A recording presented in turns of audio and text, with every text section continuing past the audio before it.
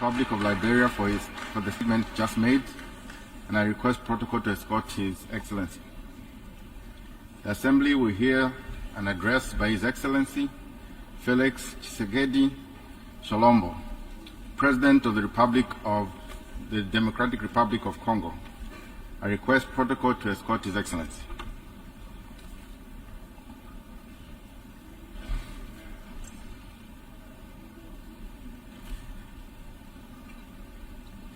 On behalf of the General Assembly, I have the honor to welcome His Excellency Felix Antoine Tshisekedi Tshilombo, President of the Democratic Republic of Congo, and to invite him to address the Assembly. Your Excellency. Monsieur le Président de l'Assemblée générale des Nations Unies, Excellences, Mesdames et Messieurs les chefs d'État et de gouvernement, Monsieur le Secrétaire général des Nations Unies, Mesdames et Messieurs les chefs de délégation, la tenue de cette 78e session de l'Assemblée générale des Nations Unies m'offre l'opportunité de partager avec les États membres de notre organisation la vision et les préoccupations majeures de mon pays, la République démocratique du Congo, face aux enjeux de l'heure dans le monde. Cependant, en avant-propos, je voudrais féliciter Son Excellence M. Denis Francis pour son élection à la présidence de notre auguste Assemblée et rassurer l'ensemble des membres de son bureau du soutien de mon pays dans l'accomplissement de la noble mission leur confiée par notre institution. Je m'en voudrais si je ne remerciais pas le président sortant, M. Saba Korosi, pour son leadership clairvoyant et son dévouement qui ont contribué à faire avancer les débats et à trouver des solutions concertées. Mes remerciements s'adressent également à M. Antonio Guterres, secrétaire général des Nations Unies, pour son engagement actif et permanent en faveur de la paix et la sécurité internationale. Monsieur le Président, pendant que se tient ici à New York cette session, le peuple marocain n'a pas encore fini de pleurer ses victimes, ni guéri ses plaies, par suite des puissants tremblements de terre survenus dans la nuit de vendredi 8 au samedi 9 septembre en cours, causant la mort de plus de 3000 Marocains, en blessant au moins 5000 et détruisant plusieurs villes et localités du royaume. De même, les Libyens ne sont pas encore sortis des traumatismes des inondations qui ont ôté la vie à plus de 20 000 personnes et provoqué d'énormes dégâts matériels le dimanche 10 de ce même mois. Le peuple congolais salue la mobilisation de la communauté internationale pour secourir ces peuples frères du Royaume du Maroc et de la Libye. Il leur exprime toute sa compassion et sa solidarité et souhaite une prompte guérison à tous les blessés de ces deux calamités naturelles. Monsieur le Président, au-delà de déplorer ces calamités naturelles, l'actuelle session de l'Assemblée générale se tient à une période exceptionnelle de notre histoire où le monde est confronté à des situations graves qui menacent l'existence même de la nature humaine.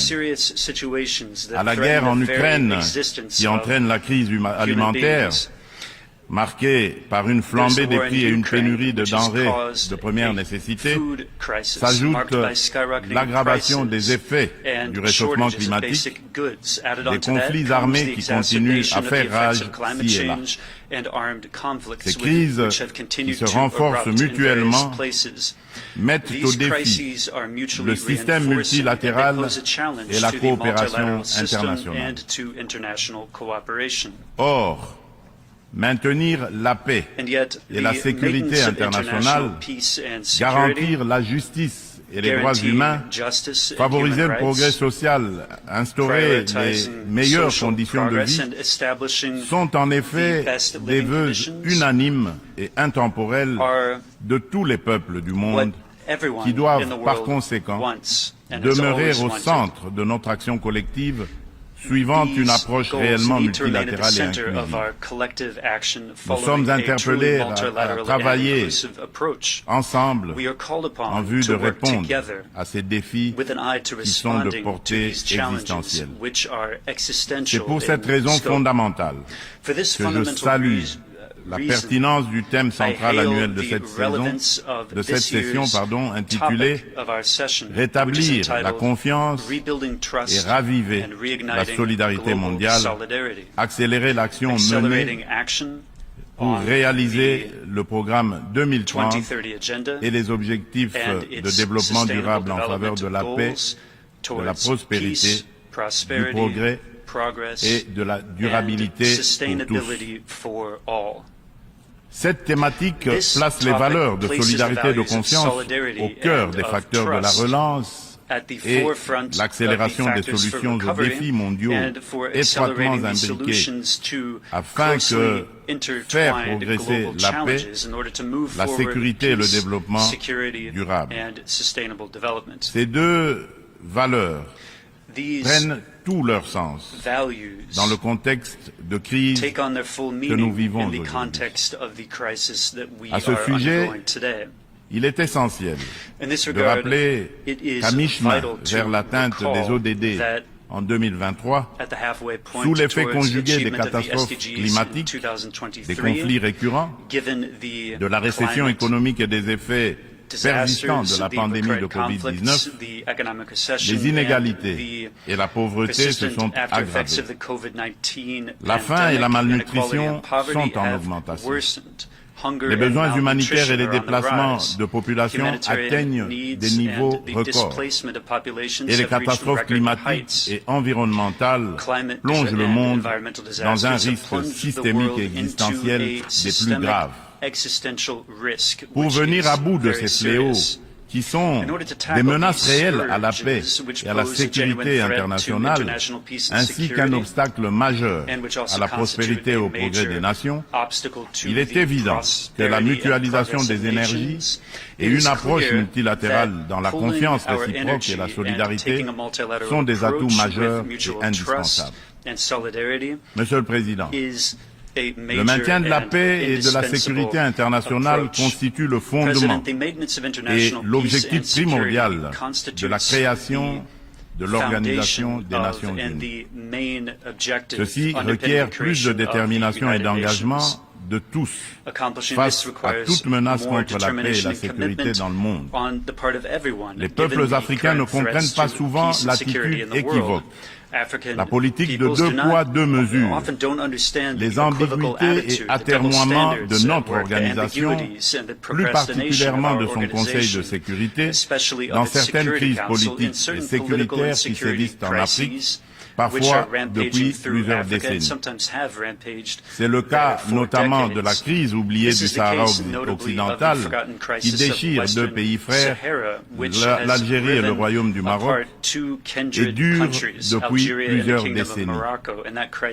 C'est aussi le cas de celui du Mozambique, victime d'attaques terroristes meurtrières depuis environ une décennie dans la province de Cabo Delgado. C'est la situation en Afrique de l'Ouest, dans la région sahélo-saharienne, où les troupes des Nations Unies se retirent, laissant derrière elles le souvenir de l'inachevé, alors qu'elles incarnaient tous les espoirs de libération des peuples des pays concernés des griffes du djihadisme. La République du Soudan n'en fait pas exception. Elle s'enlise dans une guerre civile meurtrière, opposant depuis l'année dernière les militaires fidèles au président Abdel Fattah al-Burhan aux forces paramilitaires de soutien rapide qui sont sous le commandement du général Mohamed Hamdai Dagalo. Cette guerre a déjà causé beaucoup de morts et d'importants dégâts matériels. La communauté internationale est quasiment indifférente à la tragédie soudanaise. C'est ici le lieu d'aborder une question d'une importance capitale pour la République démocratique du Congo et pour la consolidation de la paix dans notre région. Il s'agit du retrait de la mission de l'Organisation des Nations Unies pour la stabilisation en République démocratique du Congo, la MONUSCO en sigle, de notre territoire. Après plus de 2 décennies de présence, il est temps pour notre pays de prendre pleinement son destin en main et de devenir le principal acteur de sa propre stabilité. Nous sommes reconnaissants envers la communauté internationale et les Nations Unies pour leur soutien et leur partenariat, mais nous sommes également conscients que le retrait progressif de la MONUSCO est une étape nécessaire pour consolider le progrès que nous avons déjà réalisé. Cependant, il est à déplorer que les missions de maintien de la paix déployées sous une forme ou sous une autre depuis 25 ans en République démocratique du Congo n'aient pas réussi à faire face aux rébellions et conflits armés qui déchirent ce pays et la région des Grands Lacs, ni à protéger les populations civiles. Aussi, le projet de retrait échelonné, responsable et durable de la MONUSCO, annoncé depuis 2018 et dont le plan de transition a été adopté en 2021, devient-il anachronique au regard de l'évolution des contingences politiques, sécuritaires et sociales actuelles.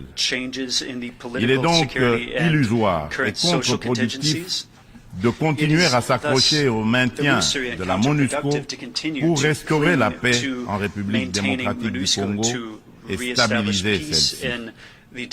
Par ailleurs, l'accélération du retrait de la MONUSCO devient une nécessité impérieuse pour apaiser les tensions entre cette dernière et nos concitoyens. Il est temps pour mon pays d'explorer de nouveaux mécanismes de collaboration stratégique avec les Nations Unies, davantage en phase avec nos réalités actuelles. C'est pourquoi, en ma qualité de garant constitutionnel de l'intégrité territoriale, de la souveraineté et de l'indépendance de mon pays, de la bonne tenue de notre nation ainsi que du bien-être de mes concitoyens, j'ai instruit le gouvernement de la République d'entamer des discussions avec les autorités onusiennes pour un retrait accéléré de la MONUSCO de la République démocratique du Congo, en ramenant le début de ce retrait progressif de décembre 2024 à décembre 2023. Tel est le sens de la démarche actuelle de notre gouvernement, qui a adressé un courrier au président du Conseil de sécurité des Nations Unies en date du 1er septembre 2023, sollicitant l'accélération du retrait de la MONUSCO. En sus du retrait accéléré de la MONUSCO, la République démocratique du Congo réitère sa demande au Conseil de sécurité de l'ONU de sanctionner toute personne physique et morale reconnue comme auteur, co-auteur et complice matériel et intellectuel des crimes de guerre et contre l'humanité, ainsi que des violations graves des droits de l'homme, du droit international et de la Charte des Nations Unies sur le territoire congolais. Il est injuste et inadmissible que des personnes citées comme responsables des crimes graves susmentionnés dans les différents rapports des experts de l'ONU elle-même sur la situation sécuritaire en République démocratique du Congo restent impunis dans le silence total de notre organisation et de ses membres, qui placent pourtant la lutte contre l'impunité parmi leurs priorités en matière de gouvernance interne et externe. À ce sujet, le gouvernement de la République démocratique du Congo salue chaleureusement les sanctions que vient d'infliger le gouvernement des États-Unis d'Amérique au Rwanda pour son soutien au groupe terroriste du M23 et à un de ses hauts responsables impliqués dans les aventures criminelles au Congo. Pour rappel, ce groupe terroriste supplétif du Rwanda ne respecte aucun des engagements conclus par les chefs d'État de la région dans les cadres des processus de Luanda et de Nairobi. En effet, non seulement ils n'ont pas quitté les positions conquises, mais ils continuent à massacrer nos populations civiles et refusent le pré-cantonnement et le cantonnement, exigeant un dialogue qui ne leur sera jamais accordé. La République démocratique du Congo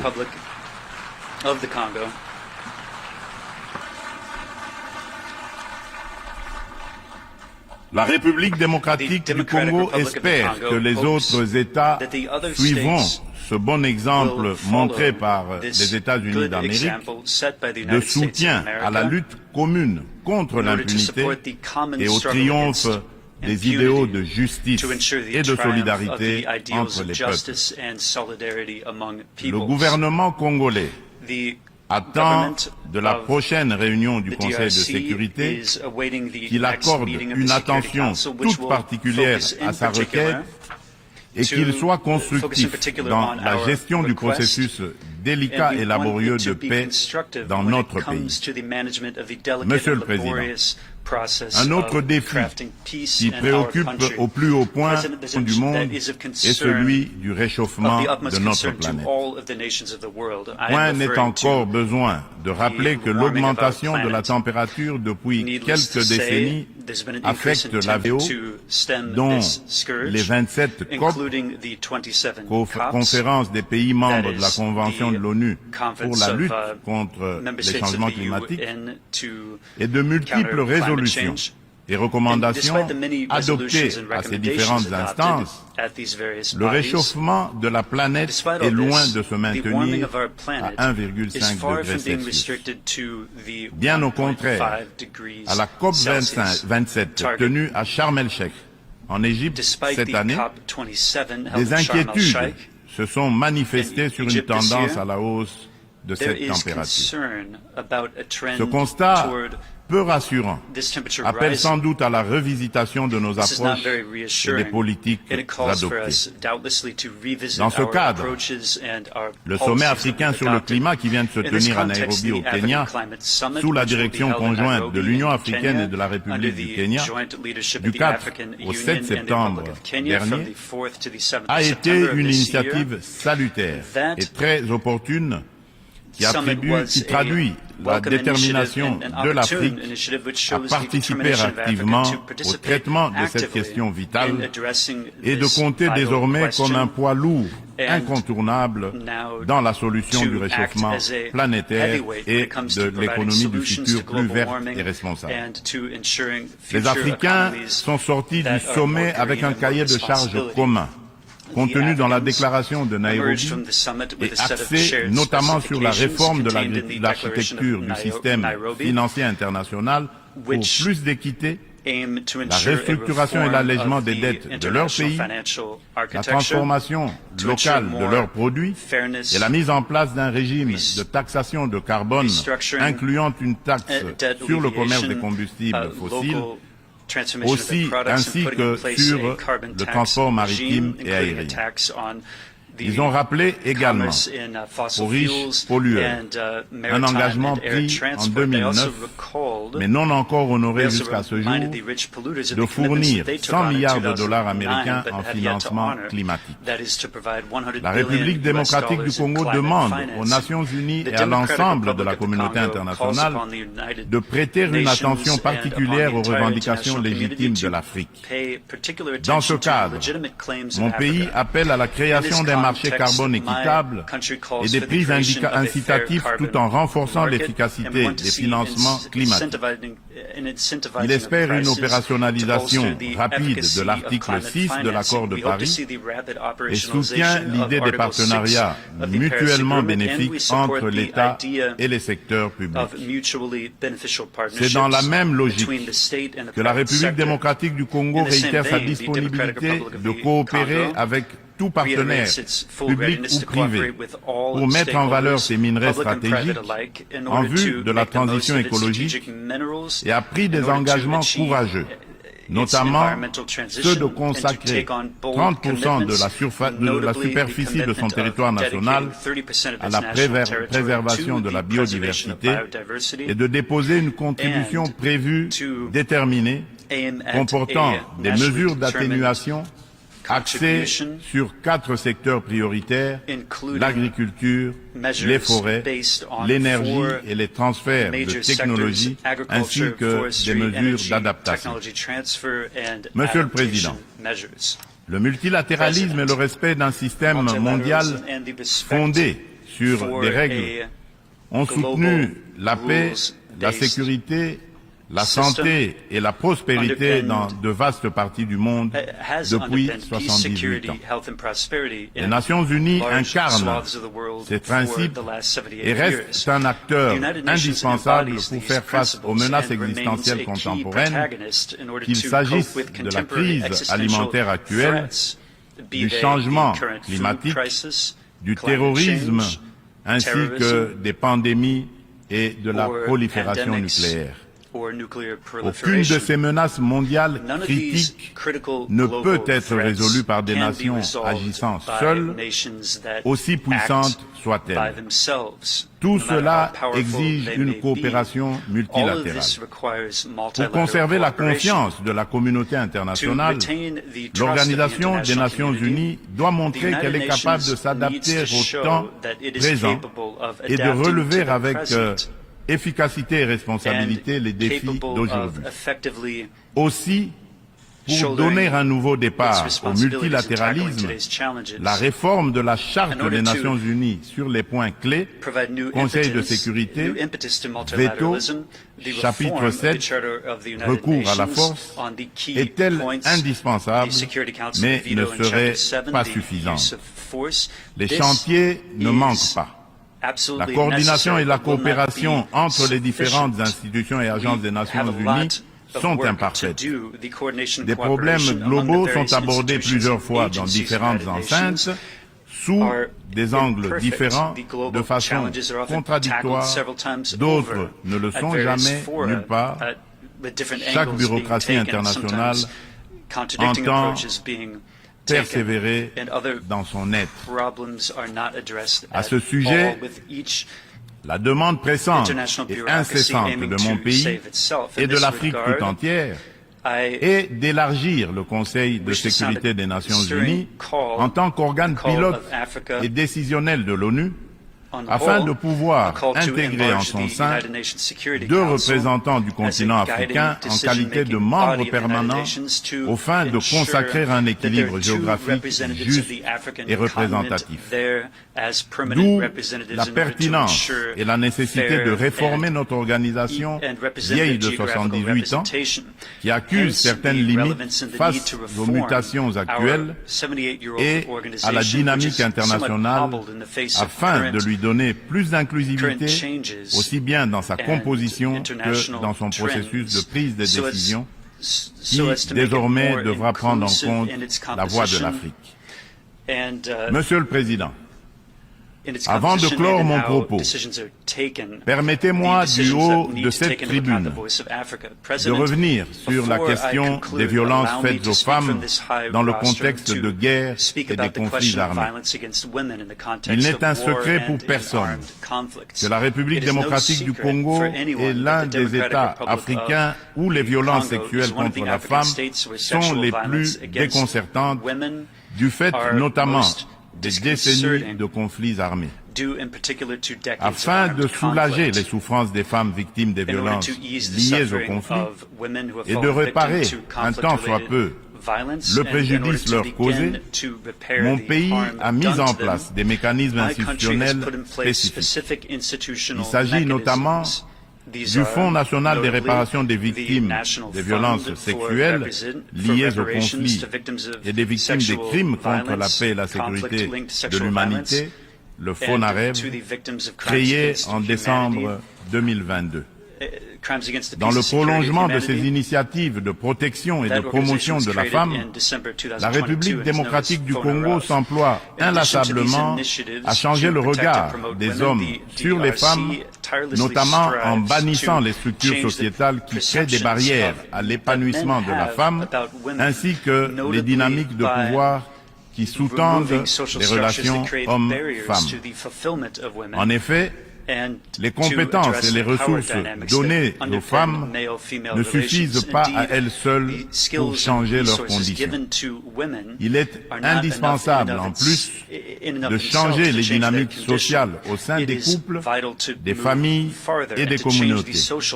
C'est tout le sens du projet de promotion de la masculinité positive que j'avais initié depuis le début de mon mandat à la tête de l'Union africaine.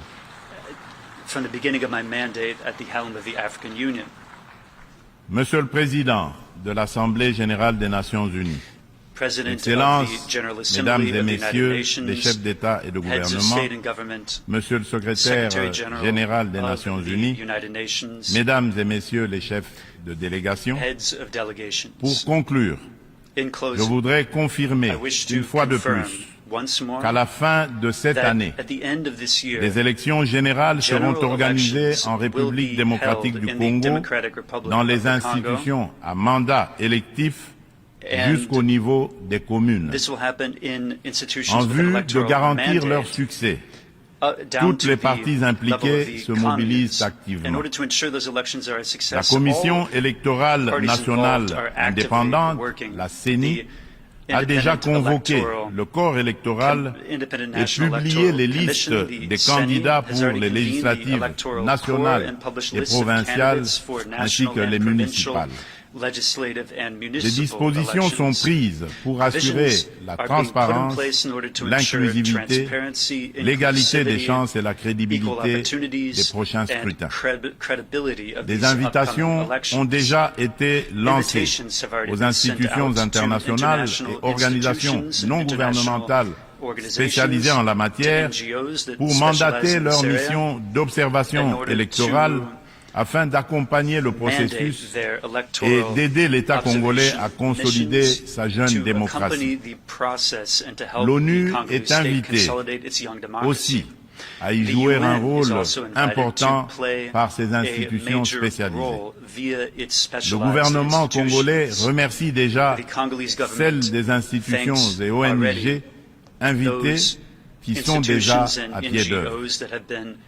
La République démocratique du Congo reste convaincue que l'ONU reste le cadre le plus approprié pour discuter de l'avenir de notre planète et des relations aussi bien entre les peuples qu'entre les États. Suite à la tenue d'élections démocratiques et apaisées au Zimbabwe, je lance un appel pressant aux Nations Unies de mettre tout en œuvre pour obtenir la levée immédiate des sanctions contre la République du Zimbabwe et son peuple. Cependant, pour remplir efficacement ces lourdes et délicates missions et mériter la confiance de tous, l'ONU doit incarner les valeurs de justice, d'équité et de solidarité et être représentative de tous dans notre diversité culturelle, politique, économique et sociale.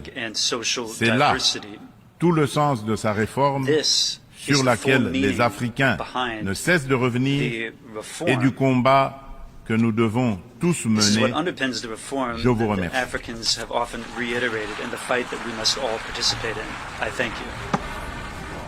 Bonjour à tous, bienvenue donc sur les réseaux sociaux de la présidence de la République, les réseaux sociaux qui sont animés bien sûr par la cellule de communication de la présidence de la RDC. Donc vous venez de suivre, et c'est une première, en direct sur nos réseaux sociaux, le discours du président Félix-Antoine Tshisekedi Tshilombo, discours prononcé à la tribune des Nations Unies, ici à New York. C'est la 4e fois que le président Tshisekedi s'exprime devant le monde, à la tribune des Nations Unies. En 2020, il n'a pas pu le faire parce que bien sûr c'était la crise du Covid, mais il l'a fait en 2019, 2021, 2022 et là en 2023. Alors, que peut-on retenir de ce discours solennel du président Tshisekedi? Quelques points saillants ont été exprimés par le chef de l'État. Notamment, il a commencé d'abord par rendre un hommage appuyé en tant que véritable panafricain pour les victimes des catastrophes naturelles de nos 2 pays frères africains, notamment au Maroc, victime d'un séisme, et puis aussi en Libye, victime d'inondations meurtrières. Donc le président Tshisekedi a demandé à tous d'exprimer donc leur solidarité et d'être en communion avec les victimes de ces pays frères. Ensuite, le président a rappelé le thème de cette Assemblée générale qui est celui de rétablir la confiance et de raviver la solidarité mondiale. Il a rappelé la nécessité justement d'avoir du multilatéralisme et d'avoir une solidarité mondiale parce que les problèmes du monde ne pourront être résolus que collectivement. Ensemble, nous sommes plus forts. Et il a rappelé, il a martelé cela, mais il a dit que pour pouvoir le faire, il faut que l'humanité, que la communauté internationale puisse travailler de concert, malgré les conflits, malgré les tensions qui puissent exister, qu'on puisse avoir une culture de dialogue et un travail en commun, notamment à partir, bien sûr, des ensembles sous-régionaux, des ensembles continentaux. Le président aussi rappelait qu'il fallait justement ne pas avoir de politique de 2 poids 2 mesures. Il a fustigé en quelque sorte le côté équivoque parfois de cette communauté internationale qui s'émeut pour un conflit, et alors que d'autres conflits sont oubliés, sont laissés dans, si on peut dire, les couloirs de l'histoire. Et il a rappelé pour cela quelques conflits, celui qui se passe par exemple au Soudan, celui qui se passe au Mozambique. Et il a rappelé que par exemple, aujourd'hui, le monde entier s'émeut du conflit qui se passe au niveau de l'Ukraine, mais il y a aussi un autre conflit qui dure depuis près de 3 décennies. Il s'agit du conflit qui se passe à l'est de la RDC, où des groupes armés, des milices qui sont financées par des pays voisins, notamment le Rwanda, tels que la milice de terroristes du M23, qui sèment qui sèment la terreur justement, qui mettent en danger la paix et qui déstabilisent notre pays. Et il a dit qu'il faudrait que la communauté internationale se mobilise justement pour mettre fin à ce genre de fléau. Et le président a rappelé notamment que de ce point de vue-là, le gouvernement, les autorités de la RDC demandent instamment de mettre en œuvre et d'accélérer le retrait de la MONUSCO, cette mission des Nations Unies qui est venue ici en RDC depuis plus de 2 décennies pour essayer de rétablir la paix et la stabilité et qui malheureusement a connu, si on peut dire, un semi-échec puisqu'elle n'a pas pu rétablir la paix en RDC. Mais aujourd'hui, le peuple congolais, le gouvernement congolais a mis les moyens et veut que le pays assume lui-même sa souveraineté et puisse garantir, c'est-à-dire que notre armée, notre police, nos forces de sécurité puissent garantir elles-mêmes la stabilité et la sécurité de nos concitoyens. Donc de ce point de vue, le gouvernement congolais, hors de toute tension, hors de toute polémique, hors de tout conflit, va accompagner l'accélération justement de ce retrait de la MONUSCO. Mais ça veut dire qu'on va quand même garder des partenariats que l'on construira avec nos partenaires internationaux, que ce soit des pays, que ce soit des régions, que ce soit des organisations étatiques ou non étatiques, pour essayer justement de continuer à coopérer et de renforcer, de consolider cette paix et cette stabilité au Congo. Le président a aussi rappelé que de ce point de vue-là, il fallait que la communauté internationale condamne et un discours qui soit un discours clair, un discours sans équivoque sur le rôle mené par le Rwanda qui finance le M23, qui déstabilise, qui tue, qui viole, qui sème le chaos à l'est de la RDC. Donc de ce point de vue-là, le président Tshisekedi a salué de façon solennelle le geste des États-Unis, c'est-à-dire le gouvernement américain qui a tout récemment condamné le Rwanda pour le soutien que le Rwanda apporte aux terroristes du M23, qui ne respectent aucune des résolutions prises par les pays de l'Afrique de l'Est, notamment dans le cadre du processus de paix de Nairobi ou du processus de paix de Luanda. Ensuite, le président Tshisekedi a rappelé justement cette nécessité d'avoir une action solidaire au niveau mondial, et c'est pour ça qu'il a parlé d'un des défis majeurs de l'humanité aujourd'hui, qui est le défi de la lutte contre le changement climatique, contre le réchauffement climatique. De ce point de vue, le président Tshisekedi a rappelé que la RDC, pays qui détient un des plus grands bassins forestiers mondiaux, celui de la forêt justement tropicale, de la forêt qui couvre plus de 2/3 de la superficie du Congo, qu'on est conscient de nos responsabilités face au défi mondial aujourd'hui du réchauffement climatique. Mais de ce point de vue-là, il a dit qu'il y a une solidarité à avoir au niveau des Africains, et il a rappelé les résolutions qui ont été prises récemment au sommet climatique africain de Nairobi au Kenya, où l'Afrique a essayé et a réussi de parler d'une seule voix pour pouvoir justement travailler et avoir une feuille de route bien précise sur la lutte contre le changement climatique, et notamment deux choses très importantes que l'Afrique réclame dans cette feuille de route, c'est notamment la réforme de l'architecture financière mondiale pour que plus d'argent soit alloué pour pouvoir aider l'Afrique à avoir justement cette transition énergétique, pour que l'Afrique puisse se développer, mais se développer de façon durable, pour ne pas répéter les erreurs de l'Occident qui s'est développé en polluant énormément de façon, sans retenue. De plus, l'Afrique et le Congo en particulier insistent pour qu'il y ait la mise en place au sein du marché du crédit carbone au niveau mondial d'un prix juste et d'un prix équitable de la tonne carbone, afin que ça devienne quelque chose d'incitatif qui puisse aider justement les pays africains à avoir ce qu'on appelle une croissance verte. Parce que cette croissance verte qui viendra des pays africains qui sont aujourd'hui en plein boom démographique permettra justement au monde de pouvoir atténuer le réchauffement climatique. Enfin, le président Tshisekedi a aussi rappelé que le Congo détient parmi les minerais les plus précieux, notamment le cuivre, le cobalt, le manganèse, le tungstène, le lithium, des minerais qui rentrent dans la fabrication de nouveaux outils pour faire face à la transition énergétique.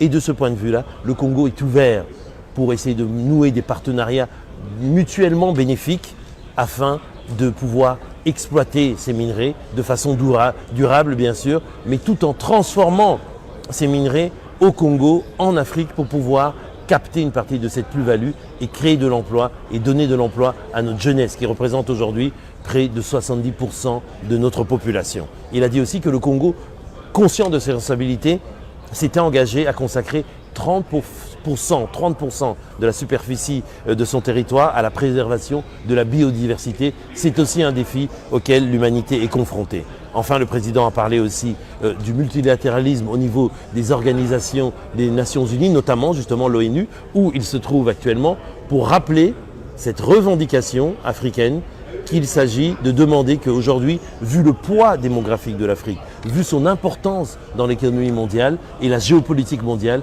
il faut que l'Afrique ait 2 représentants au sein du Conseil de sécurité de l'ONU, mais 2 représentants permanents. Parce qu'aujourd'hui, l'équilibre qui a donné le Conseil de sécurité avec 5 membres permanents, c'est un équilibre qui sortait de la guerre de 1945. Beaucoup de temps ont passé et aujourd'hui, les équilibres géopolitiques mondiaux doivent se réorganiser, et notamment l'Afrique a son mot à dire au niveau du concert des nations. Le président a aussi parlé enfin d'un sujet très important qui est celui de la place de la femme. La femme en Afrique, on sait quelle est l'importance de la femme pour le développement de l'Afrique, et il a parlé de tout le projet que lui a mis en œuvre au Congo notamment en tant que champion africain de la masculinité positive. Cette masculinité positive qui est une nouvelle façon de penser le rapport entre les êtres humains, entre les hommes et les femmes, une nouvelle façon de donner aux femmes leur importance et leur place, leur égalité que légitimement elles méritent au sein des institutions, au sein des cercles de décision, et aussi notamment penser aux victimes les femmes qui ont été victimes de viols, de violences dans le cadre des conflits. C'est pour ça qu'en RDC, on a créé notamment le FONAREV, ce fonds d'aide aux victimes justement des violences qui a été créé tout récemment et qui sera doté de moyens pour venir en aide à celles qui sont meurtries par ces violences. Et puis, le chef de l'État a enfin parlé aussi de la nécessité pour la communauté internationale de travailler de concert et d'aller de l'avant. Un message, donc, on pourrait dire un message fort. C'était le 4e discours donc, du chef de l'État devant la tribune de l'ONU. Désormais, le Congo, la République démocratique du Congo est une voix écoutée, une voix autorisée qui s'exprime donc devant le monde. Et c'est une voix que l'on doit entendre encore souvent. Merci d'avoir été fidèle donc aux médias sociaux de la présidence de la République. On vous laisse donc continuer à suivre justement ces échanges, vos réactions, vos commentaires ici en bas de l'écran vont nous permettre d'améliorer ce service. Mais désormais, sachez que ce sera un rendez-vous régulier à chaque fois qu'il y aura des grandes occasions, des prises de parole du chef de l'État, des grands événements qui se dérouleront dans le pays. Vous pourrez suivre ça en direct sur tous les réseaux sociaux de la CELCOM, donc de la cellule de communication de la présidence de la République. Merci et bonne suite de programmes sur les réseaux sociaux de la CELCOM.